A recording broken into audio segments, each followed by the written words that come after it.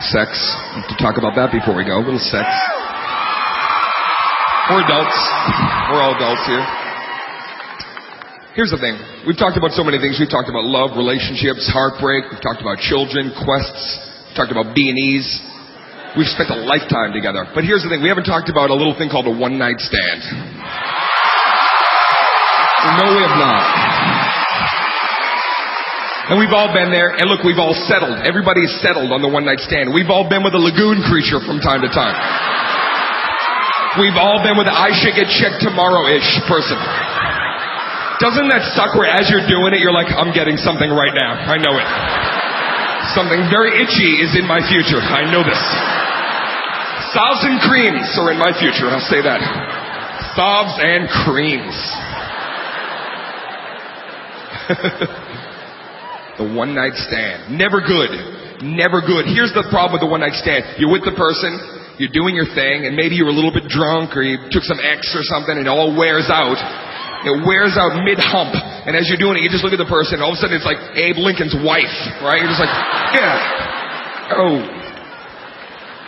It's never good. Here's the thing about the one-night stand. As soon as the one-night stand is over, which is awkward enough, after that weird, awkward sex, then there's that moment where you gotta get away from each other. And you don't really know what to talk about. You do that thing where you get dressed really slowly. You keep looking at each other, just doing like bizarre laughs, right?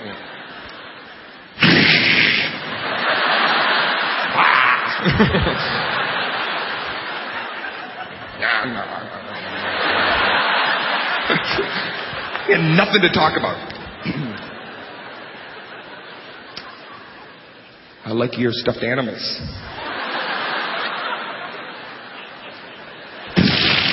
Yeah.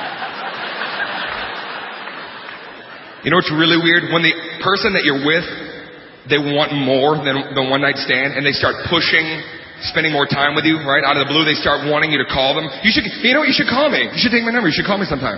We should totally hang out. You should call me, right? You just to appease them, you take your phone out, you're like, give me your, what's your number? As they give you the number, you're playing Tetris. You're like, 353, okay. Where's the long one? I need a fucking long one right now. I don't need a zigzag. I got 10 of those in a row. Ooh, big block, like those. But something strange happens that when you leave that person's house, you need to call a friend and talk about what happened. Right? Girls, you'll call 4 a.m, you'll call your friend up. Guys, we will go to our friend's house. We will wake people to tell this story, right? We'll just come here.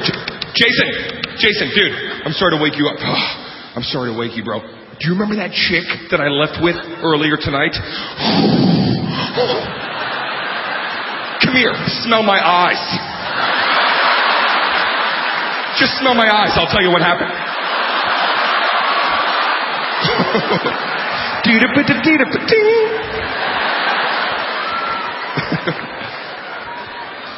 Every once in a while, you might have a one-night stand that's actually, alright, pretty decent. I had one, and I'm not trying to be braggadocious, but I'd like to talk about it. Follow along. So one night, I see this girl up at a club. I go up to the bar, and we start chat-chitting for a little bit, and I flip that shit. They're just words. They don't control us. Not anymore.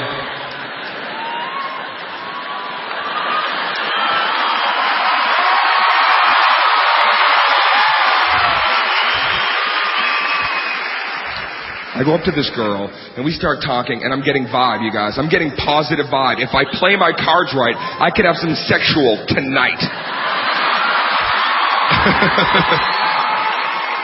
I invite this girl back to my place. And the key is, and a girl will tell you this, guys, comfort. A woman needs to feel completely comfortable when she's back at your place, okay? It should feel like it's her place. That's how comfortable she should be. Don't ever do this. Here's an example of what not to do. A girl comes into your place the first time. Don't ever lock the door and go, welcome to the jungle, baby. You're gonna die. I'm just fucking up. Come here, let's box. No, don't do that. That's just one example of what not to do. So now I'm back in my place with this girl, and we go up into my bedroom. At this point, we start to do one of my favorite things. We start to make out. We are making out. And, yes. Thank you, sluts.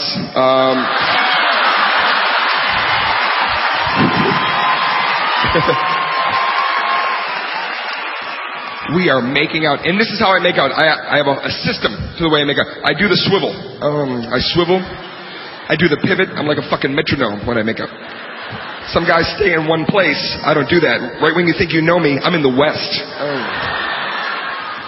And I know all the little tricks. I suck your lip. I bite it gently. I hold your skull like a predator.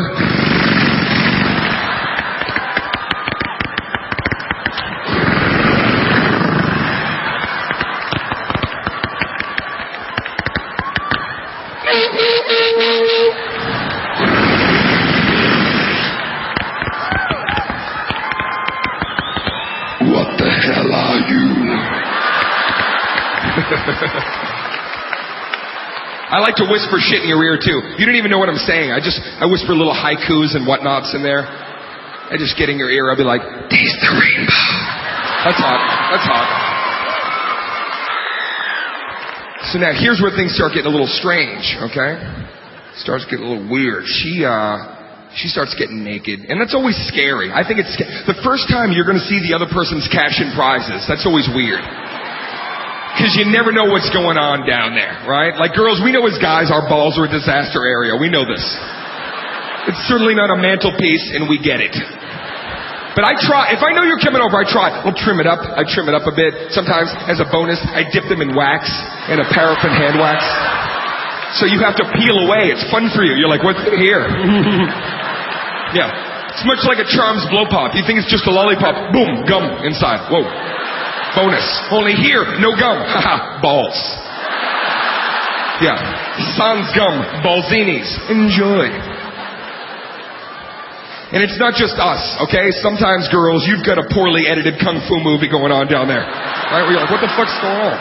Where did those 10 guys come from? One thing I turn off, I don't like a girl with a lot of lips. I don't like that. Yeah. I don't like when it looks like a box of cow tongues all... I don't like when it looks like a high school play curtain, right?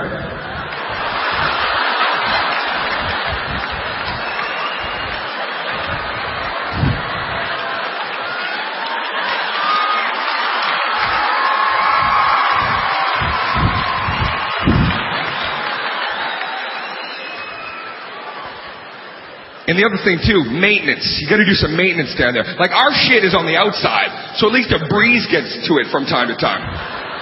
One time, this is true, sir, I went down on a girl. Here's the exact move I did. I went down, I came right back up. I did a teardrop. And then I was standing there like Mortal Kombat right before a fatality. I was like, finish him. Scorpio wins. It was bad. Well, maybe you're saying, Dane, excuse me, I need more examples. I don't quite understand. How bad was it? Let me tell you how bad it was. I'll tell you right now. The only way I can describe it, she must wash her vagina with a dirtier vagina.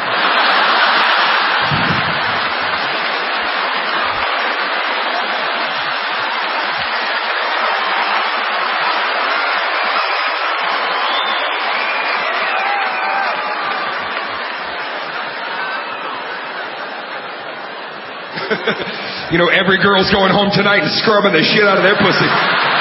Oh yeah? Not me. Putting squirts of lemon on it. Sticking a Tootsie Pop in it for 3 seconds.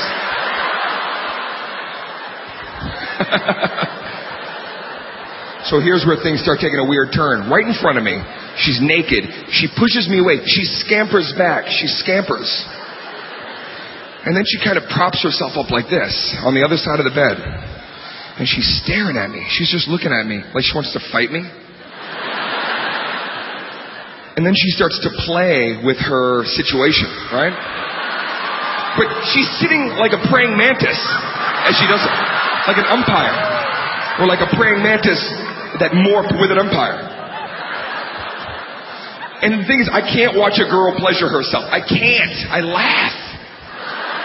It makes me giggle like a very Christmassy giggle. I'm like, you know why it's so funny to me? Just because when I look at you, I can't help it. You look like a DJ. That's all I can think of the whole time.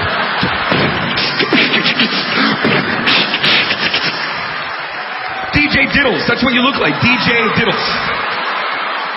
Spinning the clits of the 80s, 90s, and today.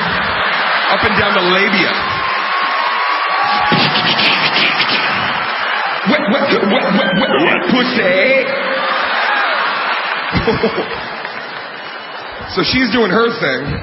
So I figure maybe I'll investigate my crime scene for a minute. You know what I'm saying? Maybe I'll sipowitz myself. You know what I'm saying? Yep. But here's what happened. I started to do it, but I started to do it like I do it when I'm alone. Not the same. Girls, it's not the same. Guys know that. We're in front of you. We always try to flex. We try to flex shit. And we try to say cool stuff like, I'm like a robot. But we're so weird when we do it in front of you. First of all, we always have to like ask you at some point. We just stop and we go, do you like that? Do you like that? But we're all bent over like we got spina bifida, all right? We're standing on our tippy toes like we're the guy on the devil's food jar. Sweating like Shaq at the foul line, right? Just, do you like that? Talking in old English, that do you like? Quickly, before the fog rolls in, tell me that do you like? Why do we ask you? Why? You always answer the same way. We go, do you like that? And you look at us and you go, yeah. Yeah. Have you ever had a girl say anything else? You go, do you like that? Just look at you and go, no. Thank you for asking. I'm liking it less and less by the jerk, as a matter of fact. I would rather get a dirty Sanchez than continue to watch this. You asked.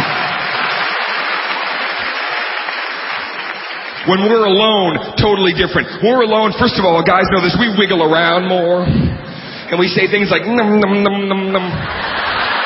Num, num, num, num. And our toesies spread like stars. And here's the thing about me. Sometimes when I'm alone, I sing a little tune to myself. I forget this girl's there. I start singing the Super Mario Brothers music from Nintendo.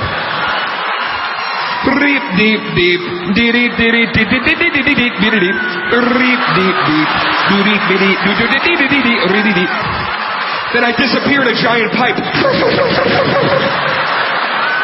And I collect coins in my basement.